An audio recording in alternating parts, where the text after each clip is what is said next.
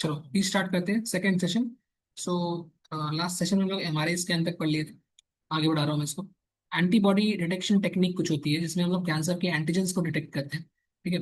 Antibodies basically they are specific for binding with the antigens, right. तो जैसे इस antigen होगा, जैसा एंटीजन होगा वैसा ही स्पेसिफिक एंटीबॉडी भी होगा। तो अपने पास लैब के अंदर में कुछ स्पेसिफिक एंटीबॉडीज होती हैं पर्टिकुलर कैंसर के लिए, जो अपने पास बनी बनाई रहती है, लैब के अंदर किट में पाई जाती है। ठीक है।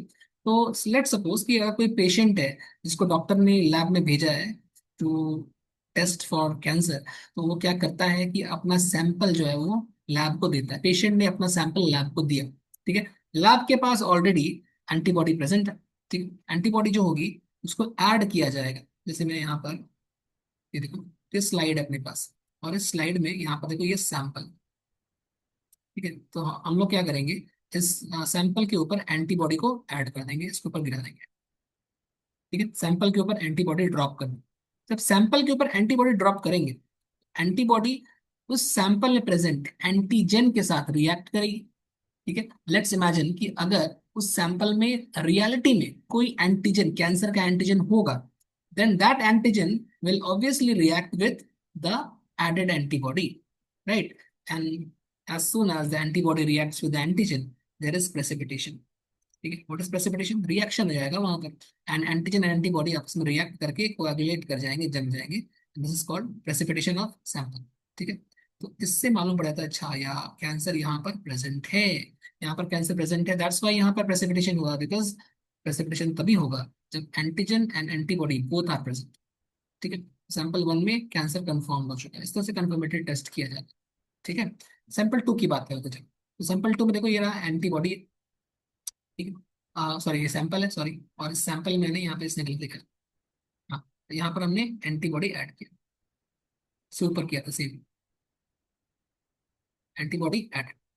when we add antibody to this sample, and if the sample does not contain any kind of antigen, the cancer वाला एंटीजन नहीं है यहाँ पर, देन एंटीजन है ही नहीं तो एंटीबॉडी रिएक्ट किससे करेगा? तो रिएक्ट ही नहीं होगा। और रिएक्ट नहीं करेगा तो कोई कोएगुलेशन या प्रेसिपिटेशन भी नहीं होगा। तो no precipitation, and that's why we can conclude that cancer is absent. इस तरह से हम बोल सकते हैं कि कैंसर है या नहीं है। तो इस तरह से अगर मान लो कोई एंडोस्मोसिस वाला केस जो तुम पूछ रहे थे, अगर ऐसा होता भी है, तो आगे जो टेस्ट होगी एंटीबॉडी डिटेक्शन टेस्ट, उससे क्लियर हो जाएगा कैंसर है कि नहीं है। ठीक है। चलो आगे बढ़ते हैं। नेक्स्ट देखो, एक नोट करके लिखा है जीन थेरेपी। इन बायोटेक्नोलॉजी नाम का चैप्टर आप पढ़ोगे, वहां पे आप देखोगे कि जीन थेरेपी नाम का एक टेक्निक, ठीक है, that can be use for detection and treatment of genes that may form cancer cells in future. तो ये भी अभी पढ़ना नहीं है इसको, बस नाम के लिए मैंने यहाँ पे इंक्लूड कर लिया है। जब बायोटेक्नोलॉजी पढ़ोगे तो वहाँ पे जीन थेरेपी काफी डिटेल में पढ़ना है आपको। ठीक है। तो जीन थेरेपी का भी इस्तेमाल करते हैं, कैसे करते हैं, that you study in biotechnology. अभी के लिए बस नाम याद कर लो, जीन थेरेपी भी कुछ होता है। ठीक है। चलो आगे बढ़ो। नेक्स्ट देखो, treatment of cancer. Treatment of cancer में देखो, patient are treated treated by combination of. जब भी किसी को कैंसर हो रहा हो, वो ट्रीटमेंट करवा रहा है, तो किसी एक पर्टिकुलर मेथड से वो ट्रीटमेंट पॉसिबल नहीं होता। उसके लिए उसको बहुत सारे मेथड का कॉम्बिनेशन चाहिए। ठीक है। जैसे सर्जिकल मेथड चाहिए, रेडियोथेरेपी चाहिए, कीमोथेरेपी चाहिए, और भी होता है। नेक्स्ट पेज पे आ जाओ। ठीक है। जैसे सर्जिकल से स्टार्ट करते हैं, इतना ही है अपने पास, इतना ही करेंगे। सर्जिकल मेथड्स में क्या होता है देखो, सर्जिकल मेथड में सिंपली क्या करना है कि जहां पर भी कैंसर या ट्यूमर हुआ है, उस पर्टिकुलर पार्ट को या अफेक्टेड टिश्यू को कट करके बॉडी से अलग कर देना है। ठीक है। ये सर्जिकल मेथड, कट करके सर्जरी करके उसको निकाल। सेकंड क्या है, रेडियोथेरेपी। रेडियोथेरेपी में क्या होता है, लीथल रेडिएशन। लीथल मतलब जो डेडली होता है, जो जिससे जो सेल्स है वो मर जाए। सपोज करो कि यहाँ पे बहुत सारे सेल्स हैं। ठीक है। अब इसमें से एक पर्टिकुलर सेल ये वाला है, इसको, जो कैंसर सेल है, बाकी सब नॉर्मल सेल्स है। हम क्या करेंगे ना, कि इन सभी सेल्स के ऊपर अटैक नहीं करेंगे, हम लोग लेजर ट्रीटमेंट का इस्तेमाल करेंगे। एंड ये लेजर जो होगा वो डायरेक्टेड होगा towards this cancer cell. We have to kill only this cell. ठीक है। Without affecting the neighbouring cells, इन्हें आसपास के सेल्स को नुकसान नहीं पहुंचाना। ठीक है। जस्ट ये क्या करेगा देखो, लीथल रेडिएशन का इस्तेमाल करके that will kill the cancer cell without killing the normal cells. Normal cells को किल नहीं करेगा, सिर्फ कैंसर सेल को अटैक। कॉल्ड रेडियोथेरेपी, हाँ, लेजर का इस्तेमाल कर, ठीक है, या रेडिएशन का इस्तेमाल। Okay. Third one is called chemotherapy. Chemotherapy के केस में केमिकल्स का इस्तेमाल होता है। ठीक है, तो यूज ऑफ केमिकल ड्रग्स जैसे मेडिसिन का इस्तेमाल कर, दवाइयों का इस्तेमाल करते हैं to kill the cancer cells, but it has maximum side effects, क्योंकि केमिकल्स अपनी बॉडी में जा रही हैं तो obviously they will cause some side effects. ठीक है, जैसे कि एनीमिया, ब्लड लॉस हो सकता है, ब्लड की कमी हो सकती है, वीकनेस, हेयर लॉस एक्सेट्रा, ये सब हो सकता है। ठीक है, ये सब डिफरेंट टाइप्स के मेथड्स हैं। And whenever a person suffers from cancer, उसको एक पर्टिकुलर मेथड से हम लोग ट्रीट नहीं करते, we use a combination of these three methods, surgical, radiotherapy and chemotherapy. ठीक है, ये सब है। अच्छा, अब इसके अलावा कुछ और चीजें देखो, फटाफट इसको भी देख लेते हैं। देखो, our immune system fails to detect cancer cells, so doctors use alpha interference. Alpha interference का भी इस्तेमाल होता है। इंटरफेरेंस आपने पढ़ा है, साइटोकाइन बैरियर, वही मेथड है same, लगभग वही है। यहाँ पर डॉक्टर्स सिंथेटिक अल्फा इंटरफेरेंस का इस्तेमाल करते हैं, जो बायोलॉजिकल मॉडिफायर का काम करता है, बायोलॉजिकल रेस्पॉन्स मॉडिफायर। और these alpha interference help the immune system to detect cancer cell. याद करो जो आपने पढ़ा था, virus infected cells secrete some chemical signal कुछ छोड़ते हैं, याद है? सेम चीज यहाँ भी है। तो वैसे वहां पर इंटरफेरॉन्स था, यहाँ पर अल्फा इंटरफेरॉन। ये क्या करता है, ये डिटेक्शन करवाता है, ये आसपास के सेल्स को सिग्नल देता है कि कैंसर हो चुका है। वहां पर वायरस के खिलाफ सिग्नल दे रहा था, यहाँ पर कैंसर के खिलाफ सिग्नल दे रहा है। ठीक है, काम सेम है, mode of action same. This is called immunotherapy, इसको आप इम्यूनोथेरेपी भी बोल सकते हैं। ठीक, ये हो गया कुछ डिटेक्शन टेक्निक्स। और डिटेक्शन टेक्निक के बारे में ये पढ़ लिए कि कौन से मेथड से इसको हम ट्रीट कर सकते हैं। अच्छा, कैंसर, सारे कैंसर को आप ट्रीट नहीं कर सकते। जैसे कि कैंसर के स्टेजेस होते हैं, first stage, second stage, third, fourth, इस तरह से होता है। अल्टीमेट जो होता है वो फोर्थ स्टेज होता है। ठीक है, एंड उस अगर किसी इंसान को फोर्थ स्टेज कैंसर हो चुका है और तब उसको मालूम पड़ रहा है कि उसको कैंसर है, देन उसको ट्रीट नहीं कर सकते आप। ठीक है, ट्रीट करना है तो फर्स्ट और सेकंड स्टेज में ही पता लगाना पड़ता है, इसलिए अर्ली डिटेक्शन बहुत इंपॉर्टेंट है, जो हमने पीछे ही पढ़ा। ठीक है, यहाँ पे होता है कैंसर का कहानी खत्म। ठीक है, अब यहाँ से बचता है आपके पास ड्रग्स, अल्कोहल और दो डिजीज और जो एक्स्ट्रा ऐड हुई है, लास्ट ईयर ऐड हुई थी। जैसे एक डिजीज का नाम है डेंगू और एक का नाम चिकनगुनिया, वो पढ़ना होगा, मैंने इसको लास्ट में रखा है। पहले हम पढ़ेंगे हम लोग ड्रग्स और अल्कोहल के बारे में। ठीक है, स्टार्ट करते हैं ड्रग्स। तो ड्रग्स क्या है, देखो ड्रग्स बेसिकली जो भी केमिकल्स होते हैं, जो हम लोग दवा के रूप में यूज करते हैं, मेडिसिन के रूप में, उसको ड्रग्स कहा जाता है। तो आपने कभी मेडिकल शॉप में देखा होगा कि लिखा होता है, फिर ध्यान दोगे, लिखा हो ड्रगिस्ट एंड क्या लिखा हो, केमिस्ट, ड्रगिस्ट एंड केमिस्ट। तो उसका मतलब ये नहीं वो ड्रग बेच रहे हैं, मतलब दवा बेच रहे हैं। तो जब कोई बंदा, मान लो कोई इंसान इस ड्रग का गलत इस्तेमाल करके नशा करता है, देन इस प्रोसेस को हम बोलते हैं ड्रग अब्यूज। ड्रग्स का गलत इस्तेमाल करना, इसको ड्रग्स अब्यूज, ड्रग अब्यूज। ठीक है, और उस पर्टिकुलर इंसान को हम बोलते हैं ड्रग अब्यूजर। ठीक है, तो ड्रग्स कोई खराब चीज नहीं है, ड्रग्स तो अच्छी चीज है, जो हमें दवाइयों के रूप में हमें यूज करनी चाहिए। ड्रग्स बेसिकली दवाइयाँ ही होती हैं, बट उसका गलत इस्तेमाल किया जाता है। और कॉमन भाषा में हम लोग ड्रग्स का मतलब समझते हैं कि गलत चीज है, हालांकि ड्रग्स का मतलब अच्छी चीज है, जो हमें जो मेडिसिन जो हम भी यूज करते हैं, जो भी यूज करते हैं, that they are called drugs. But उसका गलत इस्तेमाल करना इज कॉल्ड ड्रग अब्यूज। हमें ड्रग अब्यूज ही पढ़ना है इस चैप्टर में। ठीक है ना, ड्रग्स को we can classify in three types. First type is called opioid drug. Second type is called cannabinoid drugs. And third is called coca alkaloids. ठीक है, कोका एल्कलॉइड्स, ये तीन टाइप्स के ड्रग्स होते हैं। देखो, सबसे पहले एक एक करके सब पढ़ेंगे। Majority of drugs are obtained from a line NCERT की याद करना। इन फ्लावरिंग प्लांट्स और कुछ कुछ फंगस से निकलते हैं, फ्लावरिंग प्लांट और फंगस दोनों से ही मेजोरिटी ऑफ ड्रग्स आपको मिलते हैं। Okay, now first will start with opioids. Opioids क्या करते हैं? Opioids are obtained from opium. Opium क्या, देखो ओपियम एक्चुअल में अफीम का इंग्लिश वर्जन है। ठीक है, अफीम को ही अंग्रेज लोगों ने नाम रख दिया ओपियम, अफीम प्रोनाउंस कर नहीं पा रहे थे तो ओपियम बोल दिया उसको। ठीक है, binds with receptors present in CNS, central nervous system, and gastrointestinal tract। देखो क्या होता है, अपने ब्रेन एंड स्पाइनल कॉर्ड यानी सेंट्रल नर्वस सिस्टम, और अपने एलिमेंट्री कैनाल यानी गैस्ट्रो इंटेस्टिनल ट्रैक्ट, इनके अंदर कुछ रिसेप्टर्स होते हैं। ये रिसेप्टर्स बाइंड कर सकते हैं ओपियोइड ड्रग्स के साथ। तो जब भी कोई इंसान अफीम यानी ओपियोइड ड्रग्स खाता है, तो उसके दिमाग और उसका जो एलिमेंट्री कैनाल है उसके साथ ये रिसेप्टर्स, ये जो केमिकल्स हैं जो ओपियम के अंदर पाए जाते हैं, ये बाइंड कर जाते हैं हमारे दिमाग के साथ और हमारे इंटेस्टिनल ट्रैक्ट के साथ या गैस्ट्रो इंटेस्टिनल ट्रैक्ट के साथ। एंड बाइंड करने के बाद कुछ इफेक्ट शो करते हैं, जिन्हें हमें पढ़ना पड़ेगा। बट देखो, इसका कोई मतलब अगर कोई गलत इस्तेमाल कर रहा है तब उसको अब्यूज बोलेंगे, बट इसके बहुत सारे बेनिफिशियल यूजेस भी हैं। अभी तो ये मेडिसिन है, ठीक है। जैसे फर्स्ट विल स्टडी की इसका क्या अच्छा काम क्या है, देन इसका अब्यूज पढ़े, ठीक है। जैसे देखो, opioids are pain killers, generally इसका इस्तेमाल होता है पेन किलर के रूप में, एनाल्जेसिक्स बोल सकते हैं उसको। एनाल्जेसिक मतलब पेन, ठीक है। तो जो भी पेन किलर्स मार्केट में अवेलेबल हैं, मोस्टली उसमें ओपियोइड्स यूज होता है, ठीक है। Opioids are sedatives and have calming effects, ठीक है। एंड हैव कामिंग इफेक्ट्स मतलब, अब जैसे यहाँ पे हिंदी में लिखा है कि खाने से मन को रिलैक्स फील होता है, ठीक है। जब कोई ड्रग्स का इस्तेमाल या दवा का इस्तेमाल करके अगर किसी इंसान का मेंटल कंडीशन रिलैक्स हो जाए, then that drug is called sedative, ठीक है। सेडेटिव से दिमाग शांत हो, ठीक है। कामिंग इफेक्ट का मतलब भी वही होता है, शांत करने। तो अगर कोई मेंटली डिस्टर्ब्ड है बहुत, जिसको बहुत स्ट्रेस है, ठीक है, स्ट्रेस्ड आउट है भाई, या फिर उसका दिमाग खराब हो चुका है, तो डॉक्टर्स उसको स्मॉल स्मॉल अमाउंट्स में ये ड्रग्स प्रेस्क्राइब करते हैं, ठीक है, ताकि वो नॉर्मल हो जाए। बट लोग क्या करते हैं, गलत इस्तेमाल करते हैं। तो जैसे कुछ जो नशेड़ी होते हैं, वो लोग क्या करते हैं, इसको ज्यादा अमाउंट में खा लेते हैं, इससे उनका दिमाग बिल्कुल भी उनके कंट्रोल में नहीं रहता। वो हालांकि उनको अच्छा फील होता है, बट उसकी वजह से उनकी बॉडी के अंदर और बहुत सारे साइड इफेक्ट्स हैं। इसलिए इसको बिना किसी डॉक्टर के प्रेस्क्रिप्शन के नहीं खाना चाहिए।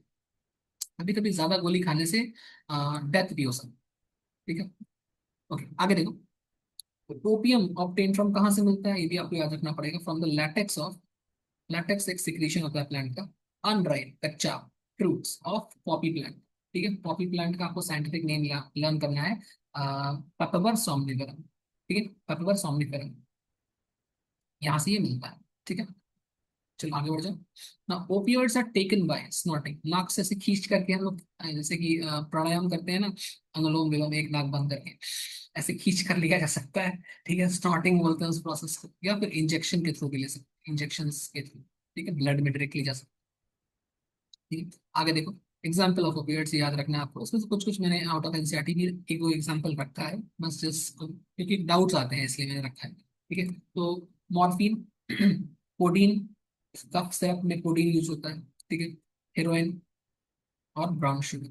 अब देखो इसमें थोड़ा सा, इसको भी मैं कवर करता हूँ, इसको भी छोड़ दूँ, अभी बताता हूँ। फर्स्ट मैं मॉर्फिन की बात करता हूँ। मॉर्फिन क्या है, तो मॉर्फिन एक नेचुरल ओपियोइड है, ठीक है, नेचुरल तरीके से बनता है बल्कि। It is an effective pain killer and sedative, ठीक है, पेन किलर भी है और सेडेटिव भी है, ठीक है। So it is very useful in patients who have undergone surgery. तो ऐसे पेशेंट जिनकी सर्जरी हुई है, इनका ऑपरेशन हुआ है, ठीक है, तो उसको बहुत पेन भी हो रहा होगा ऑब्वियसली, एंड वो बहुत ही डिस्टर्ब भी हो सकता है मेंटली, उसको डर भी लग रहा होगा।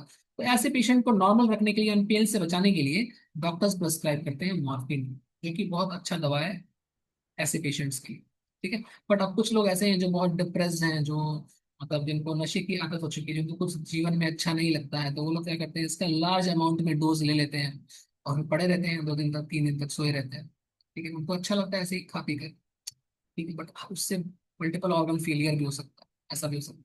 बट उनको लगता है कि जी कर क्या ही करेंगे, एक दिन तो मरना ही है, ऐसा वो कहते हैं। एनीवेज, तो ऐसा नहीं करना चाहिए। ऐसे लोग अगर आपकी जान पहचान में हो तो उनको डॉक्टर के पास लेके जाना चाहिए, ठीक है। बाकी आपकी इच्छा, उनकी इच्छा हो रही है। चलो आगे बढ़ते हैं, सेकंड नंबर की बात करते हैं, कोडीन की बात करते हैं। Codeine is use in cough syrups, cough syrup का इस्तेमाल में कोडीन काम में आता है। देखो कि कफ सिरप से कुछ कुछ बच्चों की मौत हो गई है, बेबी, तो काफी सैड बात है। तो वहां पर अब पता नहीं एग्जैक्टली वो क्या था, वो शायद नकली कफ सिरप था। हो सकता है कि कोडीन ही हो, बट लार्ज अमाउंट में, मतलब कॉन्सेंट्रेशन सही से नहीं रहा होगा, ज्यादा कॉन्सेंट्रेशन में हो सकता है, ऐसा भी हो सकता है, मैंने इसको रिसर्च नहीं किया अभी। तो जनरली कोडीन का इस्तेमाल कफ सिरप में होता है, बट अगर कोई इंसान ज्यादा कोडीन खा लेगा, मान लो बहुत सारा कफ सिरप एक साथ पी लेगा, तो उसकी डेथ हो सकती है, ठीक है। नेक्स्ट जो अपने पास ओपियोइड है, उसका एग्जांपल है हेरोइन, ठीक है। तो हेरोइन जो होता है सेमी सिंथेटिक होता है। सेमी सिंथेटिक मतलब कि इसमें नेचुरल प्रोडक्ट भी है, प्लस आर्टिफिशियली लैब में भी हम लोग कुछ निकाल कर इसमें जोड़े हैं, ठीक है। सेमी सिंथेटिक है, जबकि जो ऊपर आपने पढ़ा मॉर्फिन, वो कैसा था, वो नेचुरल था, ओके, ये सेमी सिंथेटिक है। Respond by acetylation of morphine, तो आपने ये पढ़ा ना, मॉर्फिन नेचुरल है, अब उसमें एसिटाइल ग्रुप ऐड कर दोगे तो वो नेचुरल तो रहेगा नहीं, एसिटाइल ग्रुप तो आर्टिफिशियली ऐड किया आपने। तो दैट्स वाई ये हेरोइन जो है, ये मॉर्फिन का ही और भी मॉडिफाइड फॉर्म है, क्योंकि इसमें एसिटाइल ग्रुप ऐड हो गया है, ठीक है। इसका इसलिए केमिकल नेम भी देखो, पढ़ो, डाई एसिटाइल मॉर्फिन, ठीक है, DAM बोल सकते हैं शॉर्ट में, डाम, डैम, ठीक है, diacetylmorphine, because we have added 2 acetyl groups to the morphine, ठीक है, दैट्स वाई ये सेमी सिंथेटिक हो गया। ठीक है, देखो हेरोइन की कुछ कैरेक्टरिस्टिक्स आपको याद रखनी है।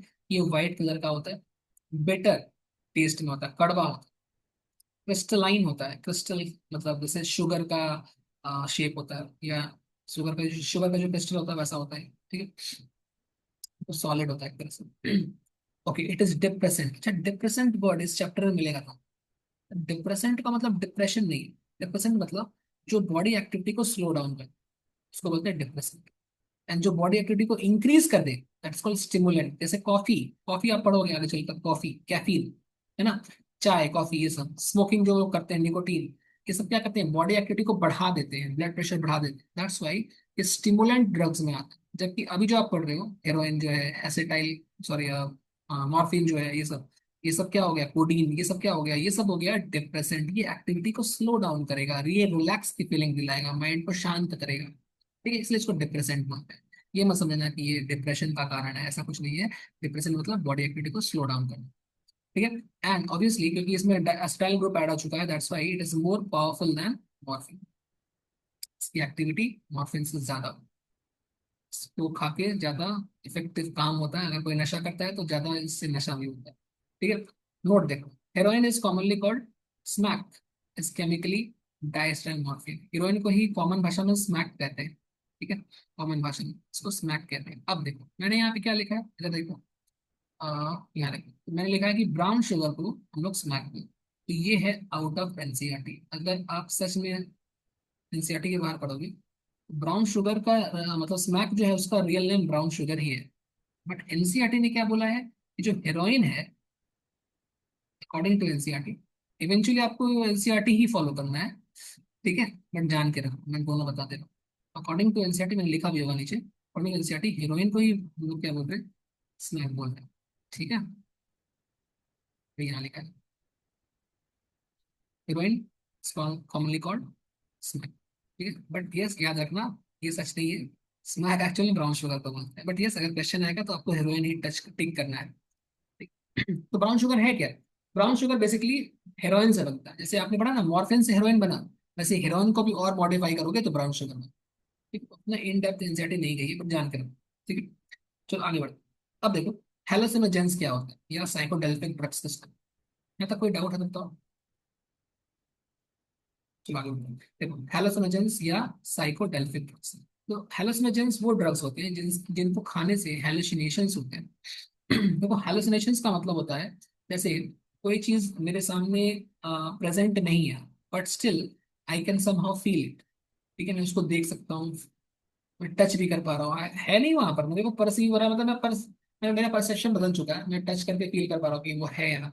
मैं उसको स्मेल कर पा रहा हूँ। ठीक है, मुझे वो दिखाई पड़ रहा है, या फिर मुझे जैसे मतलब मैं एसी में बैठा हूँ बट मुझे लग रहा है कि बारिश हो रही है। ठीक है, फील हो रहा है प्रॉपरली। इस फेनोमेना को हम लोग नाम देते हैं हेलुसिनेशन। ठीक है, जो रियलिटी में चीज नहीं हो रही है, बट उस बंदे को ऐसा लग रहा है कि यही सच है। ठीक है, क्योंकि उसका दिमाग बिल्कुल ऐसा हो चुका है इस वक्त, नशा करके, कि उसको सारी चीज दिखाई पड़ रही है जो रियलिटी में नहीं है। और जो रियलिटी में है वो उसको नजर नहीं आ रहा। ठीक है, उसकी साइकोलॉजी डिस्टर्ब हो गई। ऐसे ऐसे ड्रग्स को हम बोलते हैं साइकोडेल्फिक ड्रग्स या हेलुसिनोजेंस। ठीक है, देखो, these drugs cause hallucinations and they change person's behavior, thought, feeling, perception. ठीक है, अब जैसे कि बहुत सारे लोगों को जो चीज़ पसंद है वो उसको नजर आएगी। ठीक है, बहुत सारे लोगों को ऐसा भी नजर आ सकता है जो वहाँ रियलिटी में नहीं है, या जो जो डर लग रहा है वो नजर आएगा। किसी को अगर मान लो, किसी को अगर स्पाइडर से डर लगता है, कॉकरोच से डर लगता है, उसको बड़ा सा कॉकरोच नजर आएगा। ठीक है, किसी को बहुत कुछ कोई चीज पसंद है, मान लो किसी को कैटरीना कैफ पसंद है, उसको कैटरीना कैफ नजर आएगी। जो भी चीज जो नजर आएगा, मतलब जो भी उसको पसंद है या उससे डर लगता है, जो भी उसका उस वक्त मेंटल स्टेट होगा वो उसको सामने दिखाई पड़ेगा बिल्कुल। बट इन रियलिटी वहां ऐसा कुछ भी नहीं है।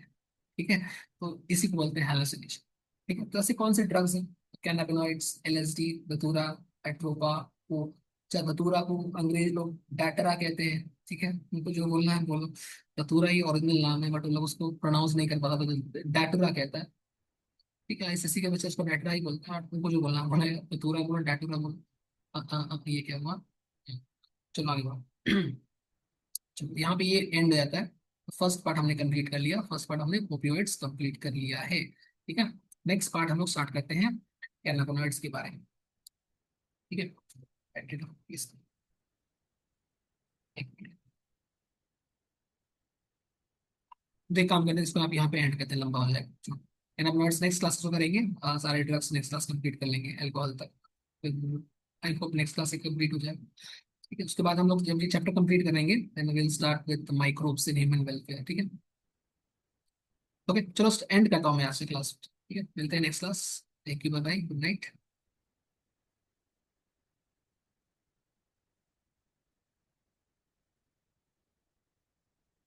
ओके। Okay, bye bye.